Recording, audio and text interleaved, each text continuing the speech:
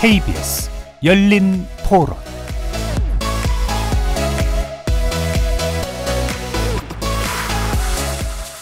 추석 연휴 첫날 잘 보내고 계십니까? KBS 열린 토론 정준입니다.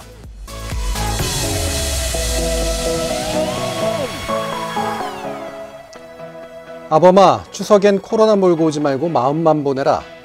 아들아, 명절에 안 와도 된다. 며느라, 선물은 택배로 붙여라. 불효자는 옵니다. 고향에 오지 말라는 현수막이 지역 곳곳에 걸리고 있는데요.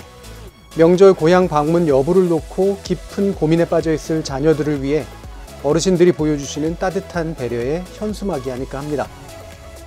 코로나19가 우리의 일상을 바꿔놓은 건 한두 가지가 아닌데요. 민족 최대 명절이라는 한가위 풍경 역시 그 영향을 피해가지 못합니다. 이미 정부에서는 연휴 기간 동안 최대한 집에 머물러 줄 것을 권고했고, 이른바 비대면 추석 분위기가 자연스레 형성되고 있는 듯하죠. 그래서 올해는 전화나 영상통화가 서로를 연결해 주겠지만, 보통 명절에는 오랜만에 만난 친지 간 대화 자리가 열리게 되고, 그 와중에 세대 간 차이가 종종 껄끄러운 모습으로 드러나기 마련입니다. 그래서 KBS 열린 토론에서는 오늘부터 사흘에 걸쳐 세대 간 소통의 장을 마련했습니다.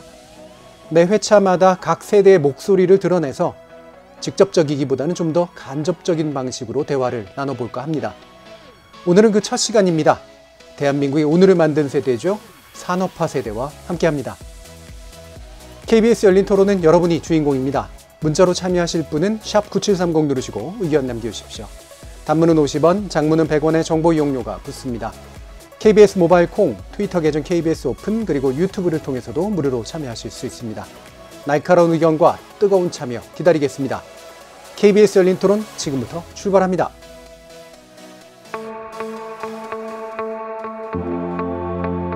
산업화 86 밀레니얼 공통점은 세대. 누구나 어느 세대에 속하지만 딱 부러지게 말하기 어려운 열쇠말. 그 세대를 말하려고 합니다. 제1편 대한민국의 오늘을 만들었다. 산업화 세대. 제2편 민주화의 주역 그리고 현재의 권력 86세대. 제3편 새로운 시대 정신이 온다. 밀레니얼 세대. 한국 사회를 관통하는 세대의 이야기를 지금 시작하겠습니다.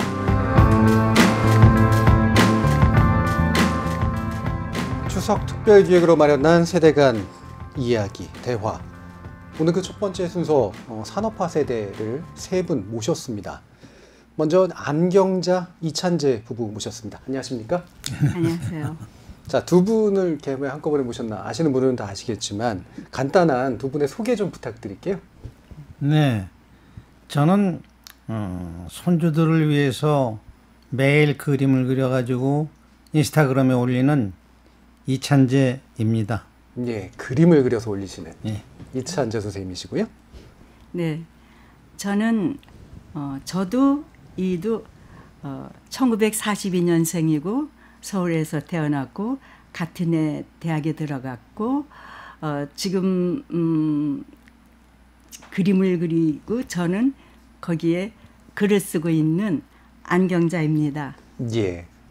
그림을 그려주시고 또 글을 써주시고 이제 네. 두 분의 이제 합작을 통해서 인스타그램 영역을 꽉 잡고 계시는 네, 두 분의 산업화 세대입니다. 좀 이따 아마 좀 더 자세히 말씀 나눠볼 수 있을 것 같고요. 자, 그리고 한 분 더 박일환 전 대법관 모셨습니다. 안녕하십니까? 네, 안녕하십니까. 자, 박일환 대법관님도 간단한 자기소개 부탁드립니다. 예, 저는 법원에서 34년간 근무하고 퇴직하고 지금은 변호사를 하고 있습니다만은 2년 전부터 유튜브 방송으로 차사한 선생 법률 상식이라는 코너를 운영하고 있습니다. 예. 네. 제가 사실 그 관련된 이야기들을 여러 가지 인터넷에서 좀 많이 봤었는데요. 네. 많은 분들이 법하면 박일환 전 대법관님의 그 내용을 봐야 된다. 그래가지고 엄청나게 추천을 또 많이 하시더라고요. 네. 실제로 또 많이 구독들도 하고 그러죠. 예, 구독자가 많이 늘었습니다. 예. 변호사 생활이 더 힘드십니까? 아니면 유튜브 생활이 힘드십니까? 뭐 비슷합니다. 그럼 어느 게 더 즐거우십니까? 즐거운 것도 뭐 지금 뭐 유튜브도 즐겁고 예. 변호사는 이제 크게 뭐 많이 하진 않으니까 예. 괜찮습니다. 예, 이렇게 세 분 모셔서 세대 간 토크 첫 번째 이제 산업화 세대의 목소리를 한번 담아보려고 하는데요. 세 분의 공통점 바로 이른바 시니어 크리에이터라고 뭐 영어로 지금 얘기하고 있습니다만 결국에는 노년 세대로서 직접 이 뉴미디어를 활용한 그런 창작을 하고 계시고 또 많은 분들에게 그것을 공감을 불러일으키고 있는 건데요. 일단은 이제 좀 자랑하는 그런 시간이긴 한데 구독자 또는 팔로워 이렇게 따라다니시는 분들 어느 정도 규모인지요? 일단 박대법관님께 여쭤볼까요? 저는 이제 구독자가 10만 한 7천 명 되고 있습니다. 실버 버튼 받으셨겠네요. 받을 그것 요건은 됐다고 하는데 아직 받지는 못했습니다. 이게 코로나 때문에 배달이 좀 늦어지네요. 10만까지 가는데 어느 정도 걸리셨어요? 1년 6개월 정도 걸렸습니다. 1년 6개월이요? 예, 많은 분들이 지금 부러워하는 음성이 좀 들리는 듯 합니다. 지금 만도 못 넘어서 안달복달인 분들도 굉장히 많은데 10만이나 되는 구독자를 이렇게 1년 안에 1년 좀 넘어서 만드셨네요. 그러면 두 분은 지금 더 인스타 쪽이시죠? 주로는? 예. 아니에요. 인스타그램의 구독자는 40만이 넘고 요즘 근래 틱톡이라는 거예요. 틱톡. 예. 거기에는 지금 66만 4천. 예. 네, 그렇게 팔로워가 있습니다. 단순하게 합치면 이제 100만. 그것도 글로벌하게 전 세계적으로. 네. 예. 박대국님이 약간은 좀 이렇게 10분의 1인 것 같아가지고. 근데 하지만 이거는 이제 국내 법에 관련된 거고 또 브라질에서부터 만드셨던 이런 여러 가지 컨텐츠가 네. 전 세계에게 또 공유되고 있는 이제 그런 상태네요. 여기 계신 세 분 말고도 시니어 크리에이터로 이제 유명하신 분들도 많이 계시긴 합니다만 오늘 이 세 분 모시고 여러 가지 또 얘기 나눠보려고 하는데 제가 또 이제 오늘 나오신다고 해서 여러 가지 좀 찾아봤는데 저희 KBS 라디오에도 또 두 분 또 전에도 한번 나오셨더라고요. 어떠셨습니까? 많이 좀 재밌으셨나요? 네. 정관영 선생님하고 같이 네. 말씀하셨었죠. 예. 아니 이가 귀가 나빠서 예.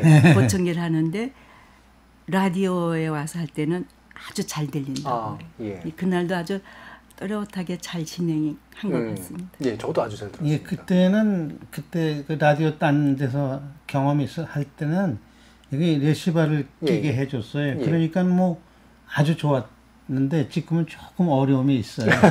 예, 레시바를 끼시게 하셔도 괜찮을 것 같은데 이게 또 중간에 막이 있어가지고 예, 아마 이제 음성이 또 잘 안 전달되는 면도 있을 겁니다. 지금 박대관 국가님은 그 매체 지금 유튜버 외에도 많이 좀 노출이 좀 있으신가요? 뭐 크게 이제 방송에 몇 번 이제 제가 예. 뭐 초청을 받아서 대담하고 그런 적은 있습니다. 예. 그 대담하는 그런 내용에서 기존에 이제 원래 법관 시절에는 사실은 매체 노출을 거의 없으셨을 거 아니에요? 그렇죠. 그때는 이제 거의 없었지. 예. 이렇게 매체 노출을 많이 좀 어느 정도 하시게 되니까 요 미디어판이 어떤 것 같던가요? 먼저 저희들 생활하던 세계하고는 완전 별개의 세계가 그렇죠. 돼서 어떻게 보면 좀 상당히 흥미롭고 흥미롭고, 우리가 사는 세상보다 더 넓은 세상이 있구나 하는 걸 좀 많이 실감하게 느끼고 있습니다. 그럼 인기도 실감하십니까? 인기도 이제 조금 알아보는 사람도 있고 사진 찍는 사람도 있고 그렇습니다. 예. 대법관 하시면 사실 얼굴 못 알아보는 분들이 대만인데. 당연히 하죠. 예. 예. 자, 이렇게 새롭게 새로운 어떤 삶을 또 은퇴 이후로도 만들어 가시는 이제 세 분과 여러 가지 이야기를 나눠볼 텐데요. 저희 청취자 여러분들도 궁금한 점들 되게 많으실 테니까 저희들한테 문자 메시지 같은 거 보내주시면 또 나중에 이야기도 나눠보고 가겠습니다. 자, 일단은 제가 세 분을 크리에이터라고 소개를 해드렸습니다. 뭐 이제 창작자 또는 뭐 작가, 뭐 여러 가지 이제 명칭으로도 불릴 수가 있을 텐데요. 백도백관님은 법관 평생으로 살아오셨고 또 지금도 이제 전문 변호사이시기도 하고, 근데 이렇게 크리에이터 내지 창작자다라고 불리우는 것에 대해서는 충분히 만족스러우신가요? 예, 좋지요. 예. 창작이라는 것이 제일 즐거운 거 아니겠습니까? 예. 이 창작의 즐거움을 그 전에는 좀 안 느끼셨었나요? 그 전에는 판결문은 사실 좀 창작하는 개념하고는 좀 다르거든요. 예. 그런데 이제 간혹 어려운 사건을 좀 판결문을 아주 잘 쓸 때 무슨 이제 소설을 잘 쓰듯이 그런 경우가 가끔은 있습니다만 드물지요. 또 대법관까지 하셨으니까 사실 판결문의 귀재이시잖아요. 사실 정말 제가 대법 판결 같은 거 보면 논리적으로 이렇게 그 긴 글을 딱딱딱딱 맞아 떨어지게 쓰시는 건데 그런 예술적이라고. 잘 쓰면 기분이 좋은데 그런 사건을 자주 만나지는 않습니다. 자주 만나지는 않고요. 아, 사건의 영향이 좀 있나 보죠, 아무래도. 그래서 사건이 이제 그런 좀 어려운 사건이 와야 또 좋은 판결문을 쓸 수가 있고 한데. 그러면 두 분은 어떠세요? 예, 그 그림을 이제 그리기 시작을 하시면서 그게 이제 나중에 소셜 미디어로 연결이 된 거잖아요. 원래부터도 이제 그림 그리는 그런 그 창작 쪽에 취미가 좀 있으셨습니까? 네, 제가 이 인스타그램에 그림을 올리기 시작하게 된 건 순전히 미국에 사는 아들의 권유로 시작한 건데요. 제가 그 브라질에 살 적에 손주들을 아침에는 항상 학교 태워다 주고 네. 오후에 끝나면 데리고 오고 이런 걸 5년 동안 했는데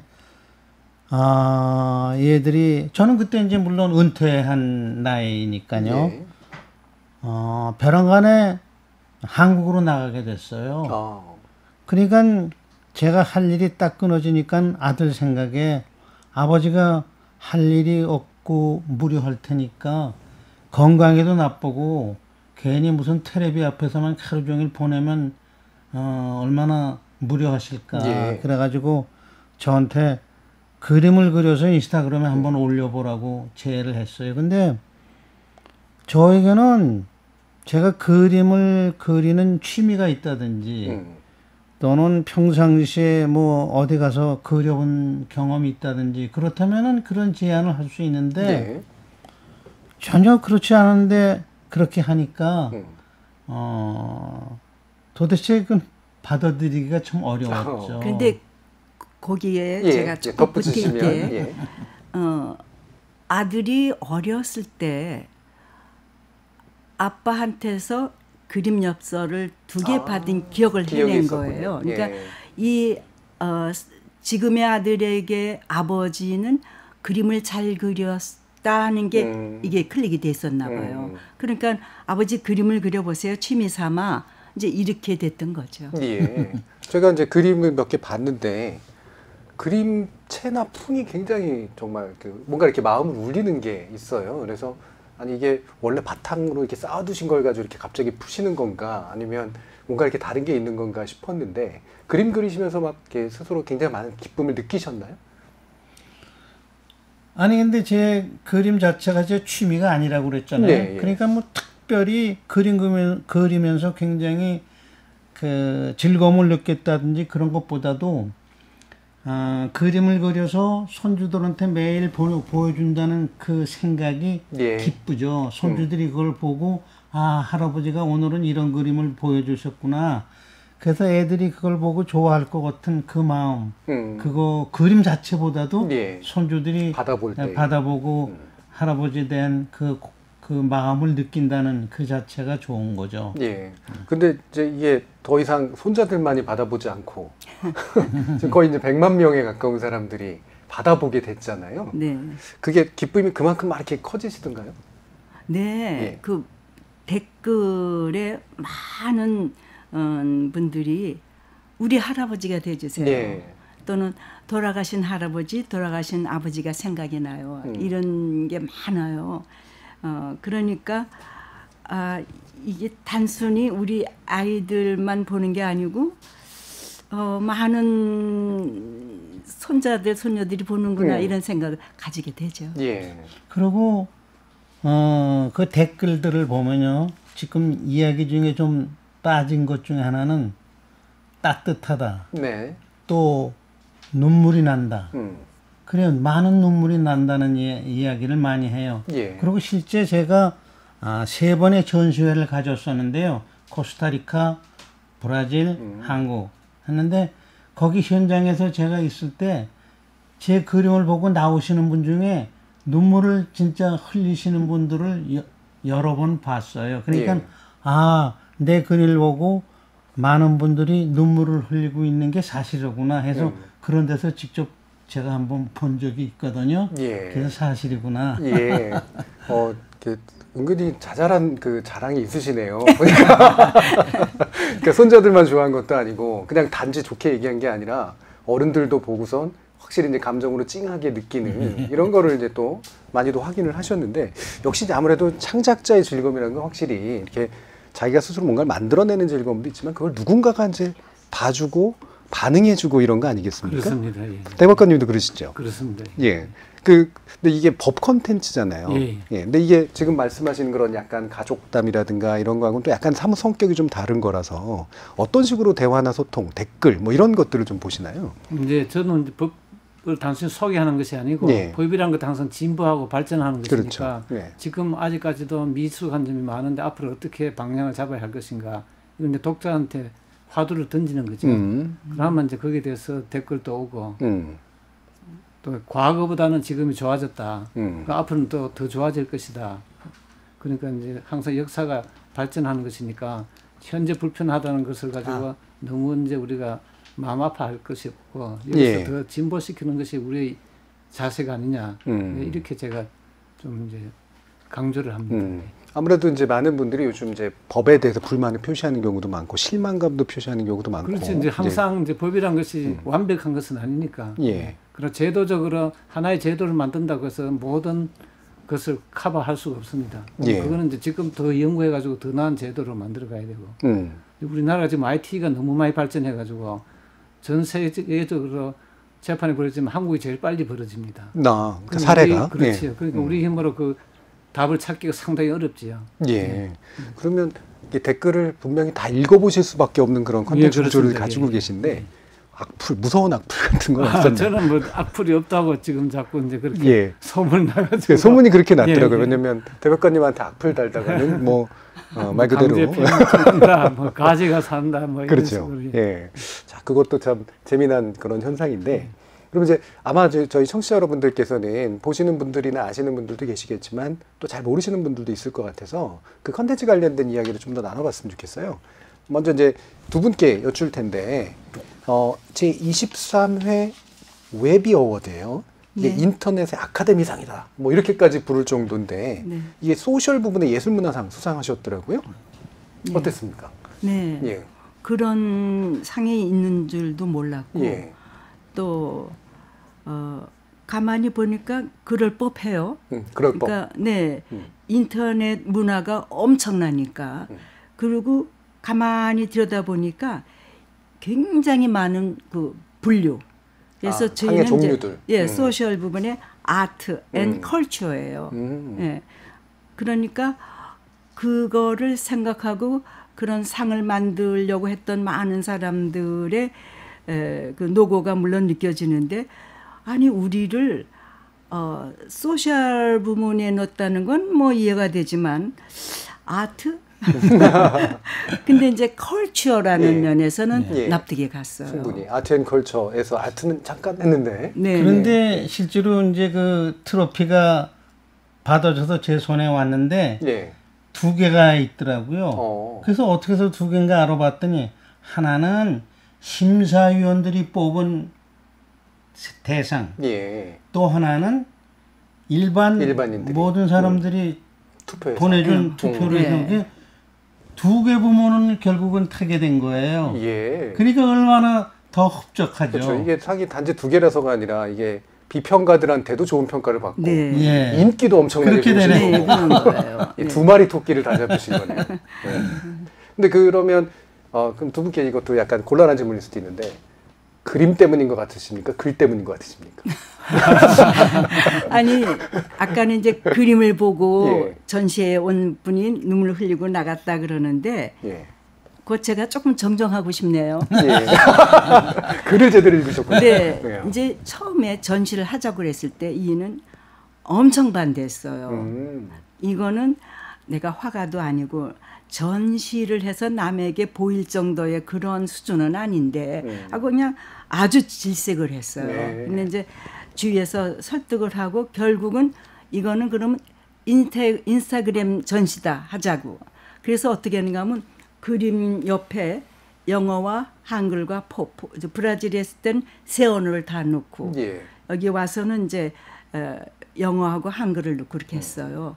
그러니까 글과 그림이 동시에 있는 전시죠. 그렇죠. 그래서 그림을 보고 의뢰권 옆에 이제 글들을 읽죠. 읽고 다시 그림을 보는 거예요. 그러니까 이 인스타그램에 올라온 많은 댓글들도 그래요. 그림 보고 글 보고 다시 그림을 보게 된다. 그런데 글이 준 감동이 크다. 네. 아니, 예. 그건 진짜로 그런 게 많아요. 자, 반론 듣겠습니다. 사실은 그러면 제일 먼저 우선 그림이었죠. 그렇죠. 그림이 눈이 있고, 끄니까. 그다음에 네. 이제 글인데 네. 그 그림 제가 그린 그림을 보면서 큰 감동을 준다는 생각을 하는 게 아니고요. 제 생각엔 예. 글이 차지하는 게 훨씬 그 감동을 주는 그 율이 예. 아주 크다고 저는 생각을 해요. 예. 그래서 이게 어떻게 하다가 한 사람은 그리고 한 사람은 글을 쓰는 이 부부지간의 그 협업 예. 이것이 같이 만들어낸 모든 사람들이 사랑을 받는 그런 결과물이 되지 않았나 그런 네. 생각을 하게 제가 돼요. 반론은 들은 그리고 건데. 저보고 구태여 어느 게 위주하냐 하면 당연히 글이 훨씬 자, 지금 청취자 여러분들께서는 두 분의 부부께서 어떻게 오래 같이 사실 수 있는지를 지금 아주 정확하게 보셨습니다. 근데 그러면 이제 그림이 먼저 나오고 이제 글이 따라 붙으시는 건가요? 아니면 뭔가 아이디어하고 이렇게 표현하는 그런 순서가 있으실 거 아니에요? 이제 제가 말씀을 드리면요. 이제 뭘 그릴까? 그걸 이제 둘이 의논을 해요. 그래서 이거를 그리자 하고 정해서 그림을 그리기 시작할 때 저는 이미 스토리텔링이 있어요. 예. 예.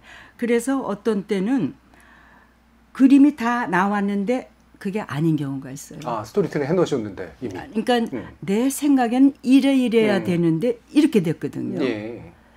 그래서 그게 아니고 하고 다시 해서 어떤 경우는 한 10대번을 그린 경우도 있고 어떤 때는 그림을 보니까 너무 좋아요. 그래서 내가 스토리텔링을 바꾼 적도 있어요.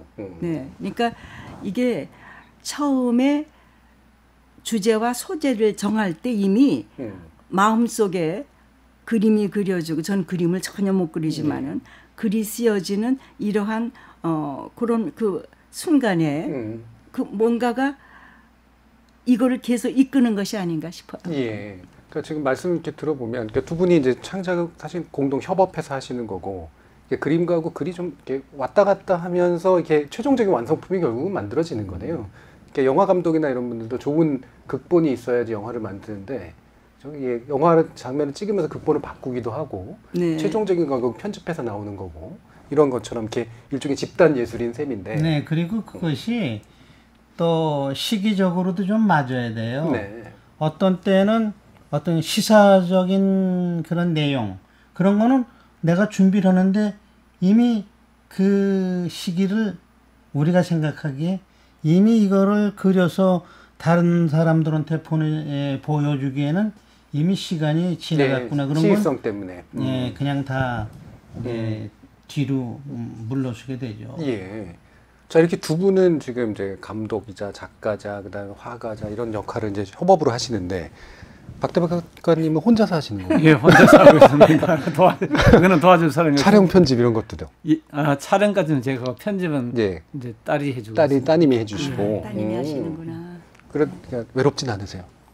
뭐 외롭진 않습니다. 하긴 근데 이게 또 대단히 전문적인 내용이라 예. 사실은 뭐 거의 이제 완전히 하나를 딱 쥐고 이제 하실 수밖에 없을 텐데. 그렇습니다. 아까도 왜 이렇게 화두를 던진다는 말씀 주셨잖아요. 예. 뭔가 이렇게 반응이 좋았던 컨텐츠 같은 것들이 있을 것 같은데요. 뭐 반응이 좋았던 거는 이제 무슨 저도 깜짝 놀란 사건인데 이제 회사에서 농담으로 회사 그만두겠다고 했다가 실제로 그만두라고 발령이 난 사건이 있었습니다. 예. 그래서 이런 것은 우리가 저도 재판을 오래 했지만 이런 있을 수가 없잖아요. 예. 어떻게 그런 말 듣고 발령을 냅니까? 근데 실제로 그런 일이 있었다는 것을 올렸더니 그게 아주 반응이 뜨거웠습니다. 예. 그래서 앞으로 말 조심하라. 우리 사실은 뭐 서명 계약이나 구두 계약이나 계약은 혈육은 똑같은 것이니까 회사 생활할 때 말 조심해야 된다고 했더니 그게 아주 인기가 많았습니다. 상당히 실용적인 그 조언이었던 그렇죠. 셈이네요. 또 현실적으로 현장에서. 그런 일이 있었으니까. 예. 그러면 이제 처음에 원래 그 컨텐츠를 기획하시면서 지금 이제 1년 반 정도 이제 시간이 흐른 셈인데 좀 이렇게 달라지나요? 어떻게 처음에 생각하신 내용하고 지금 또 이제 막 뭔가 이렇게 전문적이 되셨으니까. 그래도. 이제 저도 처음에는 그냥 일반적인 이제 생활 법률 판례 이런 것이 이제 언론에서 보도되면서 조금 정확하게 보도 안 된 것이 있어서 예. 그런 것을 몇 개 좀 골라서 해보자. 또 판례가 계속 나오니까 이제 그런 생각을 했는데 또 이거는 너무 좀 전문적이 돼가지고 법을 공부하는 학생들이 많이 보는 것 같습니다. 그런 그래서 점도 또 있겠네요. 요즘도 예. 저희도 옛날에 하던 법원의 풍경하고 지금의 풍경이 많이 다른데 옛날에는 이렇게 재판을 하고 지금은 이렇게 했다 하는 것도 올리면은 그것도 또 예상외로 일반 사람들이 뭐 예컨대 옛날에는 이제 적결 재판 같은 이야기 하면은 지금은 거의 모르지 않습니까? 예. 근데 옛날에는 사실 모든 국민들이 적결 법정에 한 번씩 구경도 가고 또 그 가서 학생 때도 뭐 통금 걸리면은 가기도 그렇죠. 하고 경범죄로 가기도 또 하고. 경찰서 가면 보호실도 있고 한데 그런 것이 지금 다 없어졌거든요. 예. 그럼 없어졌는데 지금은 그럼 치안이 어떻게 유지되느냐 이제 이런 문제도 올리면은 옛날에는 정말 그랬구나 하고 이제 댓글도 달리고 그랬어요. 예. 법을 이제 공부하는 어떤 학생들이나 젊은 친구들도 좀 있을 테고 또는 일반인들도 이제 법 상식이나 예. 법적 조언을 또 구하고 예. 싶어서 하기도 할 텐데 왜 이게 포털 이런 데 보면은 지식인 서비스니 이런 것들에 상당 부분이 이제 법률 조언을 구하는 경우들이 되게 많잖아요. 근데 그렇습니다. 거기 보면은 결국 이제 마케팅장이잖아요. 야, 그렇지. 자기 이제 명함 올려놓는 상담하는 거. 근데 분명히 그거하고 되게 다른 느낌이 들었기 때문에 또 많은 분들이 이렇게 호응을 보여주신 이제 거거든요. 저한테는 뭐 이거 왔다고 해서 뭐 찾아와서 뭐 상담하고 이런 경우는 없습니다. 1년 반이 됐지만 그러니까 그거하고는 상관없이 이제 진행을 하고 있는. 그러니까요. 같습니다. 예, 이걸로 무슨 이제 뭐 그 뭔가 이렇게 사건을 수주하시려고 하시는 예. 것도 아니고 예. 순수하게 이렇게 예. 정말 도움을 주고 계신 건데 그럼 광고도 안 받으시나요? 예, 유튜브에서? 광고도 이제 처음부터 안 받는 걸로 해요. 그러면은 말 그대로 돈을 쓰시는 거잖아요. 돈과 시간을 쓰시고. 시간을 쓰는 거지 뭐. 예. 돈을 안 받으니까 좀 자유스러워져서. 왜냐면 변호사님은 시간이 돈 아닙니까? 그래서 이 정도 시간은 따로 떼내서 예. 쓸 수가 있는 거죠. 예. 그런 어떤 소통하는 즐거움, 그다음에 예. 도움 주는 즐거움 이런 건데 10만 넘으셨으니까 좀 광고 안 받을 생각 없으신가요? 뭐 이제 전번에 안 받는다고 했더니 받아도 된다고 많은 댓글을 달았는데 뭐 아직까지는 그런 생각이 없습니다. 예. 저는 영상이 짧아가지고요. 한 뭐 5분에서 뭐 왔다 갔다 하니까 광고 달기도 좀 그렇죠. 예. 그 5분짜리 영상이 사실 유튜브에선 굉장히 좋은 그렇죠. 길인데 처음에 할 때 사실 딱 짧게 하라고 맞고. 해가지고. 예. 근데 그 법을 이렇게 막 설명해 주시고 얘기하시기에는 너무 짧게 느껴지진 않으세요? 그렇죠. 짧죠. 예. 아무래도 그렇죠. 예. 짧지만 그거 딱 하나만 포인트를 잡아가지고 집중해서 하니까 뭐 그래도 충분하게 하고 있습니다. 자, 이렇게 그러니까 물론 영역은 좀 다르시지만 이렇게 뭔가를 창작해서 많은 사람과 교감하고 이런 것들이 주는 즐거움 또 보람 뭐 이런 것들이 굉장히 많을 것 같은데 사실은 뭐 오늘 아마 주제도 그런 주제일 텐데요. 은퇴 이후의 세대들이 흔히 세컨드 라이프라고 하는 제2의 삶을 살고 싶어 하나, 이모작 하고 싶어 하나, 사실 그렇게 못하는 경우들이 이제 태반이잖아요. 물론 이것도 이제 두 분이 뭐 먹고 사시려고 이제 하는데 그런 식의 일들은 분명히 아니겠습니다만, 이 도전을 하기가 되게 어려웠을 텐데, 이 도전을 하시게 된 셈인데, 물론 이제 계기는 이제 손자들 때문에 시작하신 얘기긴 하지만, 어려움 같은 건 없으셨어요? 또는 그런 마음을 먹게 된 어떤 또 다른 계기 같은 거, 또는 확장하게 된 계기 같은 거. 저는 도전이라는 말을 참 좋아하는데요. 본래 이제 이게 사람마다 그 어떤 타고난 성격도 인성도 관계된다고 보는 게 저는 매사 궁금해요. 궁금한 게 많아요. 근데 이는 궁금한 게 없어요. 그러시군요. 네. 그래서 저는 아들이 잠깐. 왜 그러냐면요. 모든 게 너무나 내가 보는 시점에서는 모든 게 다 당연해. 그러니까 궁금증이 좀 적죠. 근데다가 이제 다 아시는 거군요. 과학을 공부한 사람, 과학하시고. 지구과학을 전공했으니까 그렇고 저는 모든 게 궁금하니까 아들이 이걸 하자고 그랬을 때 그럼 인스타그램이 뭐지? 뭔데 그러지? 뭔데 하라고 그러지? 이게 우선 와닿았어요. 그러니까 일단 하자부터 먼저고 옛날부터 이는 나는 뭘 하자 그러고 이는 안 된다는 것부터 먼저 제시해요. 저는 이러면 좋은데 근데 이는 이래서 안 된다는 것부터 제시해온 그런 이제 그러니까 삶인데. 돌다리 두들기는 형이죠. 굉장히 이제 꼼꼼하고 촘촘하고 이런 스타일이신 거고. 근데 저는 도전을 좋아하는데 항상 나이를 의식을 하지 않고 살아왔어요. 예. 그 사람들이 뭐 이 노년에 저는 누가 나보고 뭐 할머니가 어쩌고 그러면 깜짝 놀라. 아, 내가 할머니인가 이럴 정도였었어요, 과거에는. 그러니까 나이를 의식하는 것 자체가 이미 늙은 거고 이미 도전이며 뭐며를 스스로가 막는 것이 아니냐. 저는 그런 생각을 하고 있어요. 예. 그 두 분이 성향도 되게 다르시고 하지만 결과적으로 합이 또 맞는 거네요. 한 분은 또 너무 진보적이시고 또 한 분은 또 이렇게 약간 또 막아주시는 것도 좀 있고 그래서 네, 이게 좀 합이 좀 된다고 생각하세요? 네.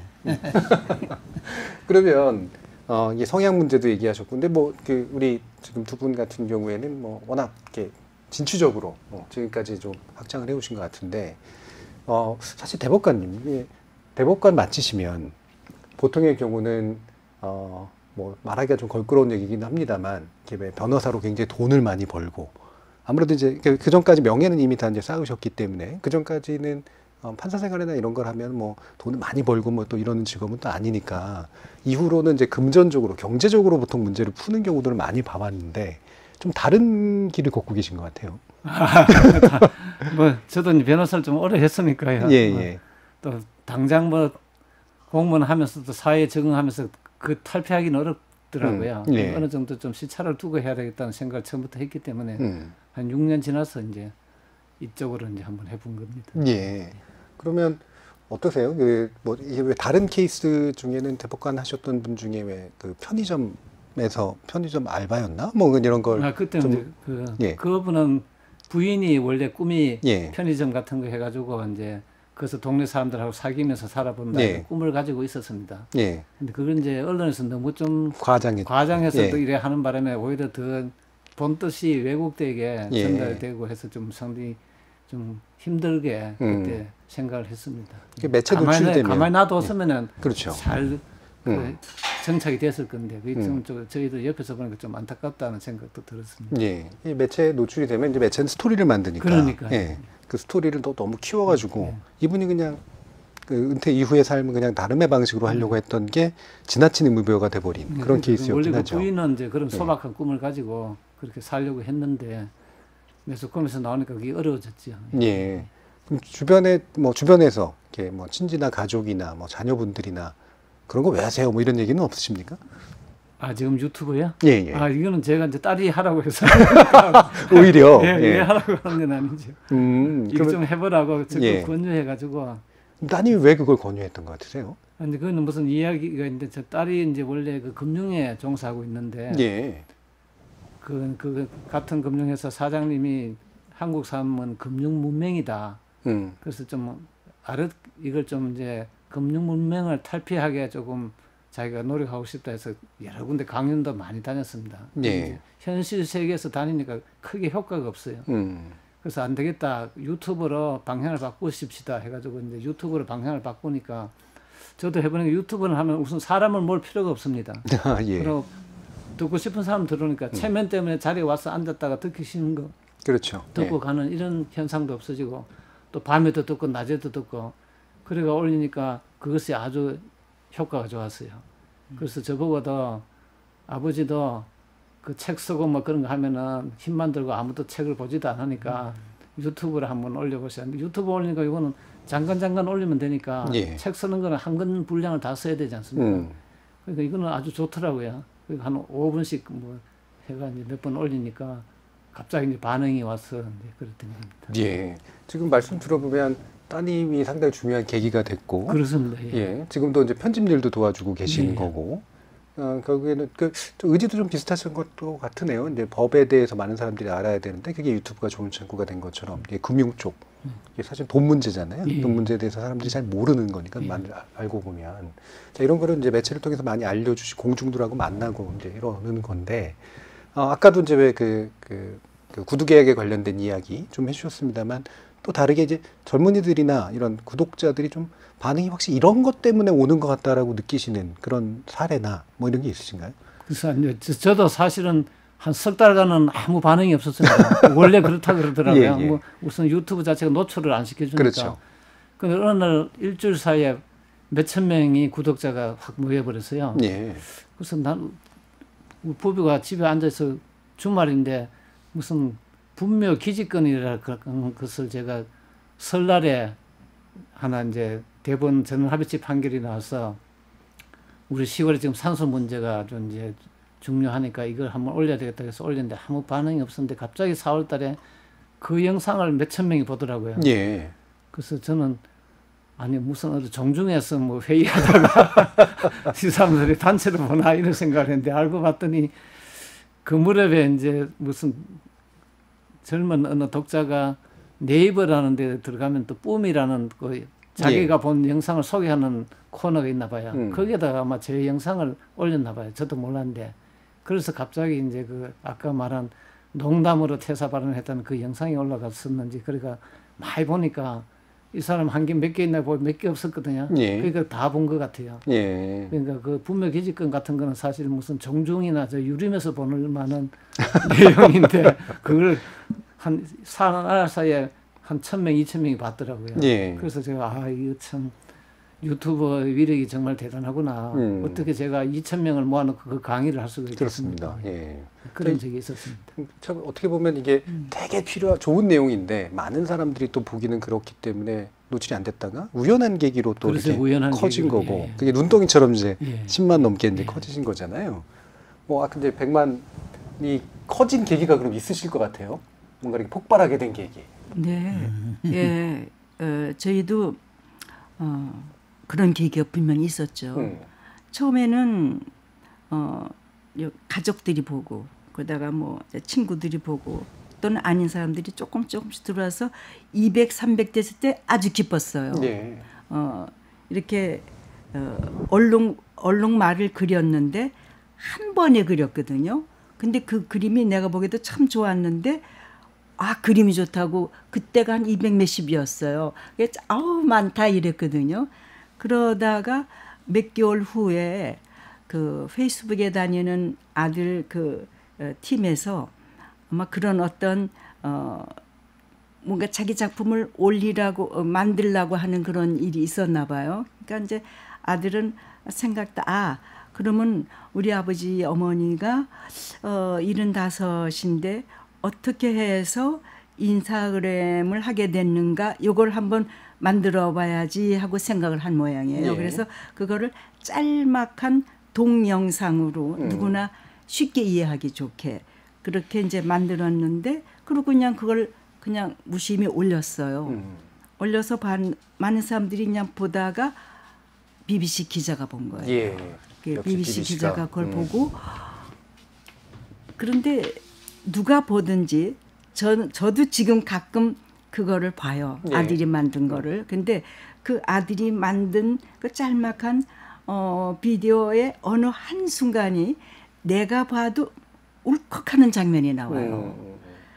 그런데 아마 그 기자가 똑같이 그런 어떤 감동을 받았나 봐요. 그 장면에서. 예. 그래서 그 얘기를 그대로 BBC에 올린 것이 계기가 돼서 확 늘었어요. 역시 이제 BBC가 가지는 예. 네, 그래서 그것이 BBC에 방영되고 금방 있다가 브라질 최대 텔레비 최고의 프로에서 예. 우리 집에 와가지고 사활을 찍었어요. 그래가지고 브라질 또 전역에 굉장히 더 많이 알려지게 된 계기가 됐죠. 예. 결국에는 그러니까 기성 매체가 이거를 포착해가지고 네. 대중에게 알려준 게 또 네. 이번엔 또 상당히 중요한 계기가 된 네. 그런 케이스라고 네. 볼 수가 있겠네요. 그러면 이게 그러니까 어떻게 보면은 뭐 하나의 그 뭐 운명이랄까 눈에 보이지 않는 어떤 힘이 작용하는 것 같다 이런 생각을 합니다. 예. 그러니까 사실 이게 다 운이나 뭐 우연이라고 얘기는 했지만 그게 뭔가 이렇게 수요가 있고 그걸 보고 싶어하는 어떤 마음들이 있고 그다음에 그걸 또 내용적으로 준비가 돼 계셨었기 때문에 이제 그게 그렇게 만나게 된 것 같은데 그러면 그 이천재 선생님 어떤 점이 가장 젊은이들이 공감하고 열광하는 것 같으세요? 제 생각에는 그래요. 제 그림이 무슨 예술 작품이 아니고 예. 아주 잘 그리는 그림도 아니고 그냥 일상을 그리는데 그 그림이 제가 생각해도 좀 어눌해요. 뭐 그렇게 그냥 아주 비교 있고 이런 건 아니에요. 그게 아니라 어눌하게 그림이 돼 있어요. 오히려 그런 것들이 친근감을 주지 않는가. 아, 저런 그림은 나라도 그릴 수 있어. 쉽게 그렇게 생각할 수 있을 정도의 수준이거든요. 아마 그런 것들이 그렇지 않나.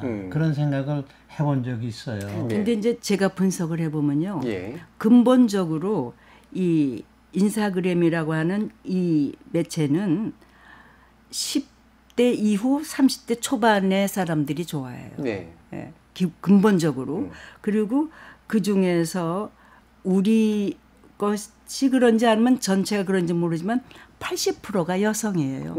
예, 그러니까 우리의 이 그림과 부드러운 색감의 이런 그림과 또 이야기, 그리고 그 중에는 이제 과거에 대한 회상이 있거든요. 그러니까 이런 것들이 그 여성들의, 특히 젊은 여성들의 뭔가 그 감정에 감성을 건드려서 호소하지 않았나. 이제 이러한 그 매체 자체의 기준도 있는 것 같습니다. 예, 지금 또 훌륭한 미디어 분석까지 들어봤습니다. 연령대 분석에다가 다까지 해주셨는데, 대법관님은 아까도 물론 잠깐 말씀 주셨지만 뭔가 이렇게 호응의 요소, 공감의 요소 어떤 거다라는 생각이 드세요? 그래서 이제 아마 자기들 보면은 가마득한 선배인데 과연 이제 저렇게 용감 겁 없이 달려들어서 하는 것이 좀 신기하다. 뭐 그리고 또 처음에는 주로 이제 로스쿨 학생이나 젊은 변호사 뭐 또는 이제 법대를 가고 싶어하는 아마 이제 청년들이 본 것 같습니다. 근데 이제 자기도 대충 알고 있었는데 그걸 정확하게 좀 딱 핵심을 찍어서 설명해 주니까 도움이 많이 된다. 뭐 이래서 좀 이제 반응이 좋았을 것 같습니다. 예. 자, 그러면 이게 전반부를 약간 좀 마무리 지으면서 후반부로 또 이어져야 될 텐데요. 그래서 오늘은 특별히 저희가 이제 토론 프로그램이라 사실은 평상시 굉장히 딱딱한데 추석을 맞아서 신청곡을 함께 하려고 해요. 먼저 안경자, 이찬재 선생님들이 듣고 싶으신 또는 청취자한테 들려주고 싶으신 노래는 어떤 건가요? 저희는 그 60년대 초반에 대학 생활을 했었고 그때에 들었던 노래 중에 톰 존스의 고향의 푸른 잔디, 그린 그레스 홈. 네, 그거 늘 좋아해요. 자, 그러면 청취자 여러분들도 이 노래를 아마 같이 들으실 수 있을 것 같습니다. 토론이 세상을 바꿀 수는 없습니다. 하지만 토론 없이 바꿀 수 있는 세상은 어디에도 없습니다.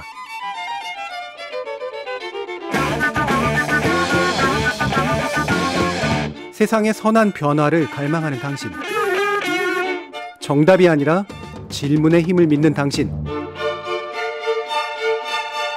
우리 KBS 열린 토론에서 만납시다.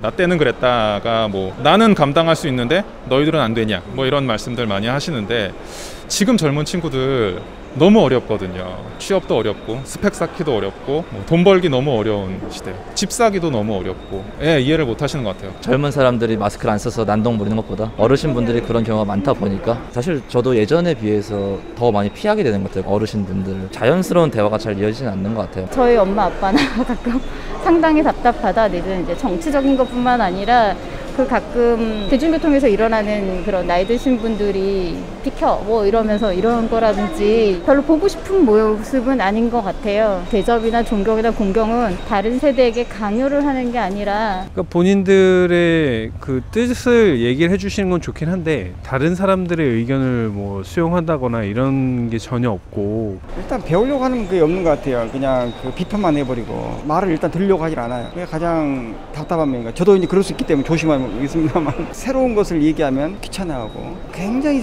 세상이 우리가 모르는 게 많이 바뀌고 있거든요. 근데 그런 거에 대해서는 전혀 들으려고 하지 않아요. 자기가 듣고 싶은 것만 들어가는 그게 가장 큰 것 같아요. KBS 열린 토론 추석 특별기획 세대 토크, 오늘은 그 첫 번째 시간인데요. 우리는 모두 청년이었다 실버 크리에이터 편. 젊은 세대들에게 큰 인기를 끌고 계신 세 분의 실버 크리에이터와 함께하고 계신데요. 도전과 소통을 두려워하지 않는 이 청년 정신을 가지신 분들의 삶의 철학을 만나보고 있습니다. 따뜻한 글과 그림으로 세상과 소통하고 계시는 안경자 이찬재 작가님, 그리고 생활 밀착형으로 법률을 친절하게 풀어내주고 계시는 박일환 전 대법관님, 이렇게 세 분과 함께하고 계십니다. 자, 거리에서 이제 만나본 목소리인데 저희가 간접적인 대화거든요. 그래서 아마 직접적으로 얘기를 하면 서로 이렇게 듣기 싫은 얘기도 있고, 뭐 이제 귀에 거슬리는 얘기도 있고, 이제 이런데 여러 가지 얘기들이 좀 나왔는데 들으시면서 어떤 생각이 좀 들으셨는지 먼저 한번 말씀 한번 여쭤볼게요. 먼저 박 대법관님께 여쭤볼까요? 예, 뭐 요즘 젊은 사람들의 고민이 그대로 묻어나는 것 같습니다. 예, 그 고민은 어떤 거 같으세요? 이제 좀 사실은 우리나라가 옛날에 비하면 상당히 많이 발전하고 그렇죠. 살기도 좋아졌는데 예. 오히려 지금 현재 있는 사람들은 자기 미래가 분명하지 않다. 이런 오히려 큰 그것이 더 좀 어떻게 앞길에 대한 희망이 없다. 뭐 이런 식으로 지금 생각하고 있는 그런 느낌이 들고 있습니다. 그러니까 실제로는 참 우리 사회가 계속해서 나아진다 했는데 젊은이들이 느끼는 오히려 불안감이나 미래에 대한 막막함은 과거 세대에 비해서 오히려 더 세진 것 같아요. 그래서 저희들도 사실은 뭐 중고등학교 다니고 할 때는 힘들었지요. 예. 뭐 그때만 해도 소설책 같은 거 보면은 어떻게 하면 우리나라에서 취직 걱정 안 하는 그런 시대가 올까 하는 것이 젊은 그 대학생들 대화 내용이 소설이 나오는 네. 그런 소설을 저희들이 젊어서 읽고 자랐습니다. 예. 근데 그 뒤로는 이제 취직은 다 잘 됐거든요. 그렇게 해서 다 잘 살게 됐는데 갑자기 요즘 와서 또 취업이 안 된다고 이렇게 되니까 어떻게 보면 좀 저도 좀 이상한 생각도 들고 또 그때는 농경 시대에서 직업이 우리나라가 종류가 별로 없었어요. 예. 그러니까 취직할 데가 별로 없었죠. 농사 짓는 거 아니면은. 근데 지금은 직업이 뭐 그때 비하면 한 5배 늘었다고 합니다. 2만 뭐 마찬가지. 그러니까 다양하게 이래 됐는데도 왜 취업이 어려운지 하는 것이 참 저도 안타깝기도 하고 그렇습니다. 예, 사실 이제 통계나 이런 것들을 보면 일자리가 없는 게 아니라 이제 일하고 싶은 자리가 없는 이런 측면들이 사실 좀 많아서 그게 이제 지금 갭이 이 젊은 층들에게 굉장히 많은 불안감을 주고 있는 것 같은데요. 우리 두 분 선생님은 어떻게 지금 막 얘기들 들은 거 같은데 귀에 걸리는 거 좀 있으세요? 저희가 예. 이제 오랫동안 외국에서 살다가 오니까요. 낯선 게 한두 가지가 아닌데 네. 그 중에서 늘 얘기하는 게 우리나라 노인네들의 표정, 복장, 그런 게 아주 이상했어요. 네. 어떻게 이상한가 하면 우선 복장들이 거의 비슷해요. 예.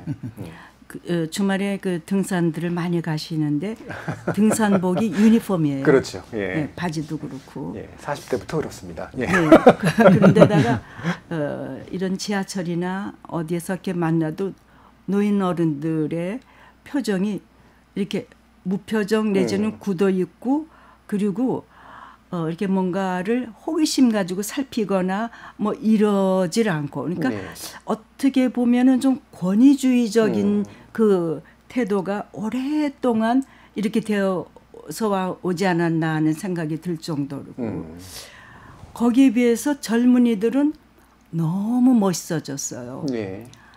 이 젊은 남자들은 키도 커지고 뭐 여자들은 말할 것 없지만은 멋있게 옷을 입고 다니고 헤어스타일도 신발도 그렇고 그래서 이런 격차가 예. 너무 엄청나구나. 그래서 젊은이들이 이 노인 어른들을 가까이 가서 뭐 좋아 이렇게 이럴 그게 없구나. 예. 그걸 느꼈고 그런 얘기를 자주 하다 보니까 그래도 이 소통의 이 길이 생기려면은 노인들이 젊은이들한테 가까이 예. 가는 것보다는 젊은이들이 어른들에게 가까이 가는 게 더 그래도 쉽고 빠르지 않나. 예. 이제 이런 생각을 늘 하고 있어요. 예. 그럼 브라질에서는 어떠셨어요? 지금도 잊혀지지 않는 게 예. 저희가 1981년에 도착했는데 그 엘리베이터에 딱 서서 저희는 습관적으로 노인호를 먼저 타시라고 그랬더니 우선 브라질에서는 어린아이 그다음에 여자예요. 네, 예. 그다음에 젊은이들이 노인들하고 대등해요. 예를 들어서 이렇게 노인 어른들이 어깨를 친다든지 한다든지 네. 또는 길에서 그 담배 예. 그런 얘기. 예. 그러면은 노인들은 하나 그냥 예. 그래서 그걸 처음에는 좀 너무 이상했는데 오래 살다 보니까 이러한 그리고 어른들은 이 어린아이를 아미고라고 하거든요. 아미고. 그러니까 친구라. 그러니까 네. 어린 니들은 어린애야. 아이들은 가만히 있어. 어른들 왔을 땐 조용해야 돼. 나가 놀아 하질 않고 이 아이는 이름이 뭔데 우리 아들이다라고 그러지 우리 둘째예요. 이러질 네. 않거든요. 네. 네. 이제 이러한 그 브라질 사회가 점차적으로 우리 사회하고 많이 다르구나. 그다음에 또 하나 와서 느낀 건 저기 대법관님은 어떠실지 모르지만요. 우리 사회가 아직도 조선 시대에 살고 있다는 느낌을 받아요. 약간 유교적 질서. 유교적인 어떠한 가치관, 아직도 효, 뭐 장유 유서 이런 것이 크게 은연중에 아직도 지배되어 있지 않나 이런 생각을 하고 있어요. 그게 참 나이로 이제 그 서열을 나누면 질서는 잡히는 것 같은데 안 친해지잖아요, 서로 다른 이제 서열들끼리. 근데 어린아이들도 그 몇 개월 차이로 유치원에서 형하고 나오기도 하고 이제 이런 문화가 아직도 이제 사실 우리 사회에 굉장히 뿌리 깊은 측면이 있어서 유교 문화의 많은 부분들은 좀 그래도 많이 사라지고 이제 좀 많이 줄어들고 그랬지만 확실히 이제 서열 같은 거, 특히 연령과 결부된 이게 이제 우리 사회를 좀 많이 좀 답답하게 만드는 것도 있고 이게 소통을 부족하게 만드는 것도 분명히 좀 있는 것 같거든요. 그러면 어떠세요, 선생님? 그 요즘 그러니까 뭐 한국 와가지고 이제 또 보시기도 하고 브라질에서 보시기도 했을 텐데 이 젊은 그러니까 이 세대들은 참 다르다. 좋은 의미로든 나쁜 의미로든. 근데 이제 저는 원래부터가 그래서 세대적인 격차 이런 거를 크게 남보다 느끼지 않았기 때문에 원래 스타일이 남보다 그런 그 느낌을 적게 가져요. 예. 그래서 그런 면에서는 특별하게 제 나름대로 할 만한 얘기가 별로 선뜻 떠오르지는 않는데요. 예. 한번 뭐 거기에 대해서 생각나는 게 있으면 해보죠. 주어진 거를 참 그대로 잘 받아들이시는 스타일인 것 같아요. 네, 그래요. 그러니까 젊은이들이 쟤네들로선 그럴 수 있어라고 받아들이고. 그러니까요. 그러니까 갈등이 없죠. 예, 굉장히 훌륭한 성품. 그리고 저는 오히려 나이 먹은 사람들이 젊은이들한테 주의를 많이 해야 된다는 생각을 하고 있어요. 한 예로 제가 친구들하고 전철을 타면요. 대화를 하는데 소리가 높아져요. 왜냐하면 저는 아주 그렇죠. 귀가 나쁘지만 다른 친구들 가면 조금씩은 나빠요. 그러면 목소리가 커져요. 그러면 주위들한테 방해를 주는 거 아니에요. 그래서 우리들끼리도 그래요. 얘기하다가 서로 눈치 보고 손을 이렇게 내려요. 적게 하라고. 그러니까 오히려 젊은이들한테 우리가 뭘 해라, 뭘 잘못했다 이렇게 얘기할 게 아니라 우리가 젊은이들 앞에서 많은 면을 주의를 해야 된다고 저는 생각을 해요. 예, 두 분이 또 이게 또 새로운 조화가 나옵니다. 하나는 그래도 둘 다 어려우면 젊은 친구들이 좀 많이 다가와 줘라. 또 근데 아니다. 어른들이 또 주변 젊은 친구들 눈치도 좀 보고 그래야 된다. 좀 두 얘기가 나왔는데요. 대법관님은 이 세대 차이 같은 거 요즘 명확하게 더 막 강하게 느끼시는 거 이런 게 좀 있으신가요? 뭐 지금은 저는 뭐 그걸 좀 됐습니다. 안 느끼려고 노력을 많이 하고 있어서 좀 상당히 좀 옛날보다는 많이 극복을 했습니다. 그래 옛날에는 극복이 안 되신 것도 있으셨나요? 이제 법원이라는 데는 그렇죠. 조금 이제 선후배 질서를 이렇게 엄격하게 하기 때문에 어른데 이제 나오니까 의식적으로 저는 그런 이제 젊은 분들하고도 많이 만나고 또 옛날에 또 저희들 모신 분들도 한 번씩 만나고 하는데 그걸 좀 세대 차를 안 느끼도록 사실 그래서 제 친구들을 만나가 제 유튜브 이야기하면 아무도 보는 사람이 없습니다. 보라고 막 해줘도 거의 65세 이상은 1%도 안 됩니다. 보통은 이제 20대, 30대가 보고 있기 때문에 역시 자기 세대를 탈피하는 것이 참 어렵구나. 그 안에 있으면 편한데 밖을 나와야지 넓은 세상이 있는데 편한 데를 안주하는 거죠. 대부분 사람들이. 그럼 대법관님은 이제 유튜브로 만나시긴 하지만 오프라인 형식으로도 좀 젊은 세대들하고 좀 자주 만나거나 소통하실 기회가 좀 있으세요? 이제 그거는 뭐 어떻게 좀 상당히 어려울 것 같습니다. 어려울 것 같은데 저는 이제 회사 가면은 이제 제 아들 딸뻘 되는 젊은 변호사들이 많이 와서 거의 제가 뭐 매일 만나니까 그런 것을 좀 많이 보완을 하고 있습니다. 그럼 그분들이 대법관님 보고 대놓고 꼰대라고 그러진 않겠지만 무서워서 근데 뭔가 이렇게 약간 벽이 느껴질 때는 없으세요? 뭐 저는 뭐 일하면서는 그런 걸 느낀 적이 없습니다. 제가 이제 하나라도 더 경험을 좀 전수해 주려고 노력을 하고 또 그 사람들도 아마 그걸 상당히 좀 고맙게 생각하고 있는 것이 아닌가 제 혼자 생각입니다만 그렇게 생각하고 살고 있습니다. 그러면 거꾸로 이제 우리 세대 차이가 뭐 되도록 안 느끼려고 지금 되게 노력하시는 그런 뭐 마침 분들인데 아까도 이제 얘기 듣다 보면 약간 불편한 얘기들도 좀 있는데 노인 세대에 대해서 이제 젊은 친구들이 가지고 있는 또 편견 같은 거, 부정적인 감정 이제 이런 것들이 또 강하잖아요. 그런 편견 같은 거를 또 실제로 느끼시나요? 한국에 오시면서 한번 좀 그럴 수도 있을 것 같은데 어떻습니까? 젊은이들이 젊은 사람들끼리는 아주 활발한데 그렇죠. 그 대학생들끼리 뭐 32, 33 그 또래끼리는 좋은데 자기들도 그거 조금 넘어서는 아예 이렇게 같이 들어가려고 하지도 않는 그런 어떤 그 세대와 세대 사이에 벽이 있다 하는 것도 가끔은 느끼거든요. 안 섞이려고 하고 안 부딪히려고 네. 하고. 그리고 우리 노인네들은 무조건 뭐 몇 살부터인지는 뭐지만 하여튼 노인네들로 그냥 다 몰아버리는 느낌이에요. 몇 살 넘어가면 다 노인네. 그러니까 편견이라는 게 노인 세대가 젊은이들에 대한 편견보다는 젊은이들이 노인에 대한 편견이 훨씬 크다고 저는 느끼고 있어요. 예를 들면 어떤 게 있으세요?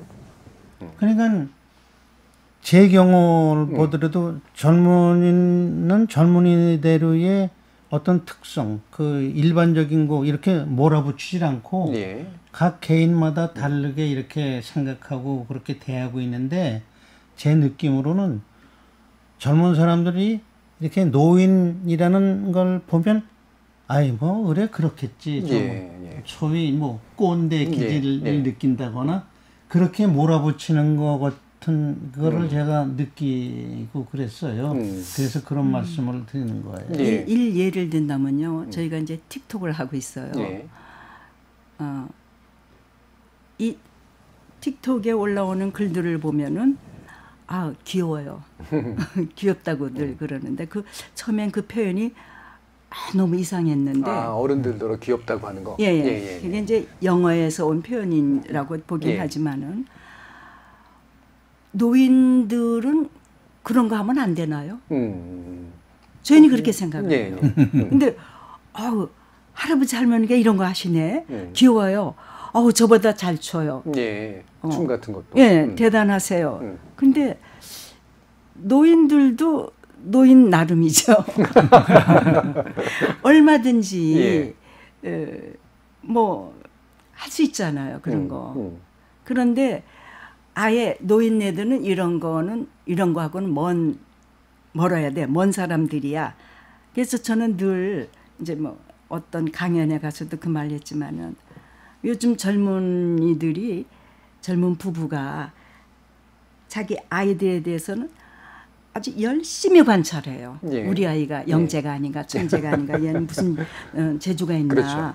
그런 것만큼은 아니더라도 우리 부모님께서는 어떠한 취미, 어떠한 특별한 특기, 더구나 이제 은퇴하시는데 그런 것이 있나를 좀 열심히 관찰했으면 좋겠다는 거를 제가 말을 하곤 해요.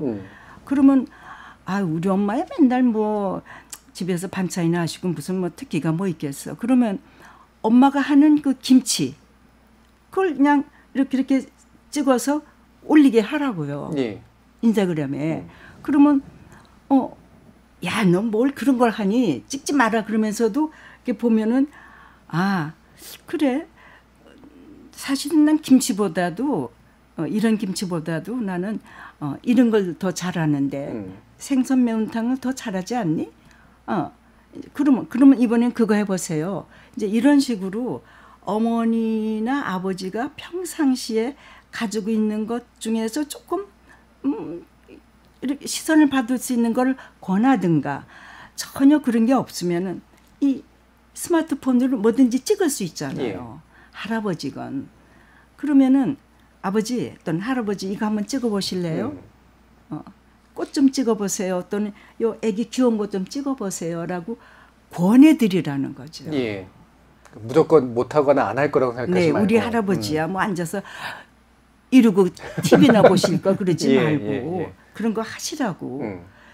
그리고 보여드리고 아니 할아버지가 자기 모습을 이렇게 객관적으로 보면은 놀라고 재밌지 않겠어요? 그러한 생각을 젊은이들이 좀 가졌으면 해요. 그러니까 노인네들은 다 노인네가 아니고 노인네들이라고 생각이 왜 없겠어요? 그럼요. 그러니까 이게 그 연세가 드신 분들도 하나로 그냥 노인이라고 취급될 수 있는 게 아니라 다 개인 차이도 있으신 거고 성향 차이도 있으신 거고 그다음에 실제로 또 하고 싶은 부분들 해야 할 부분들도 굉장히 많은 것들을 가지고 계신 존재들인데 그걸 그냥 퉁으로 딱 해서 이분들은 이런 건 안 할 거야, 못 할 거야 라고 생각해버리는 그런 게 아마 또 이제 젊은 친구들이 바로 이제 윗세대들에게 가지고 있는 그런 대표적인 편견이 아닐까 싶은데요. 그 대법관님께도 다시 또 여쭤야 될 것 같은데 그러면 이 지적질 또는 조언 이 두 가지는 이제 좀 큰 차이가 있잖아요. 근데 같이 나타나는 경우가 많을 텐데 뭔가 이렇게 구별이 좀 이렇게 구별되는 느낌으로 하세요? 저도 뭐 그 조심하려고 하고 있습니다. 그래서 원래 옛날 책에도 보면은 신하가 임금한테 간언을 하는 것도 똑같은 말을 해도 그걸 받아들이게 해야 되는데 어떻게 하면 받아들이냐? 그럼 안 받아들이는데 아무리 내가 간언을 해도 내가 죽어버리잖아요. 그러면 뭐 충신이라고 말은 들을지 모르지만 소용이 없잖아. 내 말을 임금이 받아들이게 이야기를 해야 되는데 그것이 상당히 어렵다고 하는데 그거는 지금도 지적질이냐 또는 받아들이기 하는데 똑같은 거 아닌가 싶어요. 그러니까 받아들일 수 있는 방식으로 해야 된다. 받아들일 수 있는 방식으로 이야기를 해야지. 뭐 아무리 맞는 말이라도 상대방이 오히려 억하심정으로 맞지만 나는 네 말대로 안 해. 이래야 되는 경우가 많거든요. 그래서는 곤란하지 않습니다. 그러면 받아들일 수 있는 방식으로 지금을 사는 젊은이들한테 조언을 해주신다면 어떤 게 있으실까요? 저는 뭐 이런 생각도 해봅니다. 세상도 넓다 그러지만 세월도 깁니다. 그래서 저희들이 젊었을 때 좋은 것이다, 이렇게 하면 잘 될 것이다 하고 생각해가 그 길을 간 사람도 있지만 그 길을 갔어도 또 제대로 안 된 사람도 많습니다. 근데 그때 아무도 안 간 길을 또 어쩔 수 없이 간 사람도 있고 또 그걸 찾아서 간 사람도 있겠지만 근데 그 사람들이 또 30년 지나서는 오히려 더 각광을 받고 또 더 사회에서 성공한 사람들이 상당히 많습니다. 그래서 그런 걸 보면은 하나님이 우리 세월이라는 것도 공평하게 준 것이 아닌가. 학교 다니면서 공부 잘했다고 해서 끝까지 잘 가는 것도 아니고 또 창의력이 있는 사람은 사실은 박해를 받죠. 시킨 대로 안 하니까. 근데 그런 사람이 오히려 더 사회를 풍성하게 만들고 발전을 시키고 그래서 그런 걸 보면서 자기 나름대로 하고 싶은 일을 찾아서 꾸준히 30년 살아보는 것이 좋지 않을까. 그러면 물론 아주 재수가 나쁘면 평생 빛을 못 본다 이런 사람도 있고 또 평생 잘 되는 사람도 있지만 그런 사람은 저희가 이렇게 보니까 거의 없어요. 그런 사람은 1%도 해당이 안 됩니다. 그러니까 이제 좀 긴 세월 동안 꾸준히 살아보는 것이 인생은 또 값지다 그런 생각을 합니다. 그러니까 단기적으로 보면은 뭐 될 때도 있고 안 될 때도 있고 그때는 남이 잘 되니까 내가 손해 본 것이 아니라 이래 하고 의기소침해지고 하는데 그럴 것이 아니고 내가 할 길을 정해서 꾸준히 노력하는 것이 중요하다. 뭐 세옹지마라는 그런 또 말도 좀 떠오르고 그런 말씀이신데 그러면 또 두 분께도 여쭤야겠네요. 어떠세요? 그 젊은 친구들한테 다른 세대에게 나는 이런 조언이나 또는 위로의 말이나 또는 격려의 말이나 이런 걸 해주고 싶다. 한 번씩 하신다면 한 번씩 들어볼게요. 안 선생님부터 들어볼까요? 저는 원래 제가 이제 원래는 이제 대학을 졸업하고 학교 교사 생활을 했어요. 그러니까 학생들을 가르쳤었죠. 그때부터 저는 교육관을 어떻게 가졌냐면 학생을 선생이 가리키는 게 아니라 보여주는 거다 이렇게 생각했거든요. 그래서 집안에서도 가정교육도 내가 아이들을 키우면서 이렇게 해라 저렇게 해라 이렇게 가리키는 게 아니라 나의 사는 모습을 보여주는. 보고서 아이들이 자연스럽게 배워나가지 않는가 이렇게 생각을 했기 때문에 원래 유난히 남한테 조언을 하거나 그런 거는 별로 여지껏 해본 적은 없고요. 예.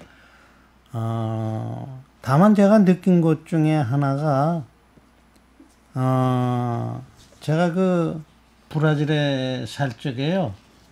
뭘 브라질 젊은이들한테 뭐를 크게 느꼈냐면요. 예전에 지금은 그런 말이 있는지 모르지만 예전에 제가 이제 그 60대, 70대, 80대 이때 보면은 상대적 빈곤감을 느낀다 그런 말을 많이 들었어요. 예. 근데 그쪽에서 보니까 전혀 젊은 사람들이 그런 게 없어요. 아주 희한할 정도로. 그저 박봉을 타는 나나 대기업의 사장이나 그 서로의 차이를 못 느껴요. 나는 나의 인생이 있고 나는 내 나름대로의 행복을 느끼고 살고 너는 너의 인생이 있고 너는 너대로 사는 거다 하지 전혀 그 비교를 하거나 그런 게 없어요. 그래서 지금은 제가 여기 온 지 뭐 3년이 안 됐기 때문에 잘 모르긴 하지만 만약에 그런 걸 느끼고 있다면 그런 면을 좀 더 천천히 잘 생각해서 그런 걸 갖지 않는 게 행복하게 살 수 있는 첫 번째 관문이 아니겠느냐 이런 생각을 하고 있죠. 그런 게 개인주의의 어떤 좋은 면인 것 같아요. 개인이니까 나는 나니까 비교하지 않고 내 기준으로 행복을 만들어가는 그런 비교하지 않고 그래서 비교하면서 괜히 불행해지는 경우가 더 많으니까 그죠? 네. 안 선생님은 어떠신가요? 제가 한 7, 8년 전인가 이제 제가 그 국제학교에 근무할 때인데 지적질이라는 말을 처음 들었어요. 그 이제 저는 거기 그 주재원 또는 외교관 자제들 한국 아이들에게 한국 문학을 가르쳤는데 걔네들이 너무 불쾌한 말이라고 생각했어요. 그러니까 우선 질자가 붙음으로 인해서 이미 이 지적한다는 건 안 되라고 하는 강한 뜻이 담겨져 있는 말이잖아요. 근데 자기들끼리 뭐 그렇게 말을 쓰는데 아 그렇구나 하는 말을 이제 그때 느낌이 지금도 있고 충고라고 하는 건 하는 게 아니다라는 말을 아주 오래전에 은사님한테 들은 적이 있어요. 충고 그런 건 아예 하지 마.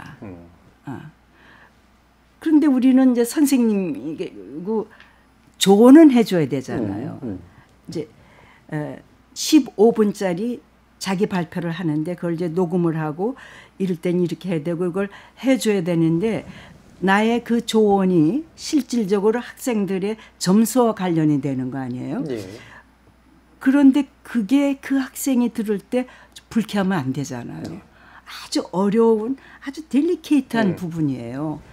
그런데 우리가 이렇게 이제 이렇게 오래 뭐 살면서 이렇게 보면 저도 모르게 실제 생활에서 뭐 지적도 좀 하고 충고도 하고 그랬었다는 거를 돌아보게 돼요. 그거 하는 게 아닌데. 그러니까 지적질이나 충고는 사실은 그 사람 잘 되라고 말은 하고 있지만 자기 불만을 표현하는 경우들이 많잖아요. 근데 이제 도움을 주는 말들은 분명히 필요한 건데 그 도움을 주는 말은 아까 또 박대관님도 말씀 주셨지만 그 사람에게 들리게 그 사람에게 실제로 도와주는 그런 것들을 해야 된다라는 말씀으로 좀 들리네요. 자, 그럼 이게 젊은 친구들한테 지금 해주신 이야기인데 그러면 좀 마무리 발언 뭐 비슷하게 같은 세대 또는 또래 또는 이렇게 또 특별히 또 얘기해주고 싶으신 그런 분들도 좀 있을 것 같거든요. 뭐 이렇게 그 독자들이나 이런 분들도 있을 것 같고 마지막으로 한 말씀씩 들어보도록 하겠습니다. 박대박님. 예. 저는 뭐 유튜브 하면서 또 저 비슷한 연배 사람들 만났는데 유튜브를 했으면 좋겠다는 콘텐츠를 가진 분이 있었어요. 그래서 나도 이래 하니까 한번 해보시라고 했더니 하겠다 하고 아직도 안 하고 있는데 맞아요. 하면은 훨씬 더 생활이 보람 있어지고 또 자기가 남한테 이렇게 제시한다는 것은 상당히 또 연구를 많이 해야 됩니다. 건성으로 했으면 되는 게 아니거든요. 그럼 자기 발전에도 도움이 된다. 앞으로도 20년, 30년 더 우리가 살아야 되는데 지금 그런 거 다 놓고 있을 때가 아니다. 이렇게 하는데 할지 안 할지 제가 좀 더 한번 들어가 보겠습니다. 일단 시작해라. 내용이 예, 있으니까. 예, 예. 그리고 하다 보면 발전한다. 예. 그리고 건강해진다라는 말씀이셨네요. 많은 분들이 또 힘을 얻으셨으면 좋겠습니다. 우리 안경찬 선생님은 어떤 말씀? 저희는 아주 분명했어요. 인스타그램은 아들이 권했고 선도했고 지금도 이제 인스타그램 자체가 많이 그 계정이 진화돼 왔어요. 그림을 올리는 방법이며 그때마다 아들이 이렇게 해도 돼 이렇게 해 하고 이제 이끌었는데 이 틱톡은 딸이 딸하고 손자가 하자고 했고 저기 대법관님도 따님이 이제 이렇게 권하고 촬영하고 그러듯이 우리 딸이 다 그걸 하는데 이렇게 한 가정 안에 자식들이 부모님께 좀 더 적극적으로 가까이 가고 이렇게 의도적으로 부모님을 좀 이렇게 얼굴에도 관찰을 좀 해봐라. 이거 정말 권하고 싶어요. 자녀들이 부모에게 권한 게 다 좋은 성과를 빚은 지금 대표적인 케이스들을 만들고 계십니다. 그리고 권하는 거 외에 철저하게 같이 가담을 해줘야 돼요. 그렇지 않으면 우리 그 노인 세대들은요 혼자 뭐든지 해나가기가 참 어려워요. 계속적인 그 같이 나누는 같이 자꾸 잊어버리잖아요. 뭐 가르쳐 또 잊어버리고. 그래서 그런 자식들의 계속적인 그 뭐라고 하나 도움. 그 같이 콜라보, 협업 이런 거죠. 그런 게 꼭 필요하다고 생각을 합니다. 그러니까 단지 권해주기만 하지 말고. 적극적으로 해야 같이 되죠. 해주는. 그렇지 않으면 오래 못 해요. 그렇게 되면 손자들도 들어오잖아요. 그렇죠. 그게 다시 뭐 어른들 또 어르신들 부모님들에게 도움 주는 것뿐만 아니라 아까도 발전에 도움이 준다는데 사실 자녀들에게도 새로운 경험을 주는 그런 계기가 되지 않을까 싶네요. 자, 오늘 좋은 자리 이렇게 좋은 말씀 나눠주신 이 세 분 여기서 좀 인사를 드려야 될 것 같은데요.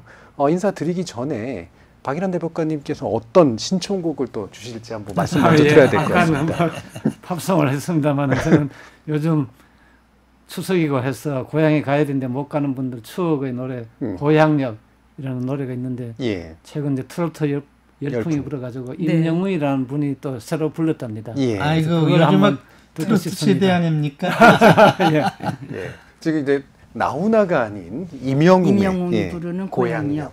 좋다. 저희 KBS가 지금 추석 기획으로 나훈아를 준비하고 있는데 나훈아 씨 서운할 것 같습니다. 근데 그럼에도 불구하고 임영웅이 불러주는 그런 고향역을 또 들으면서 마치도록 할 텐데요.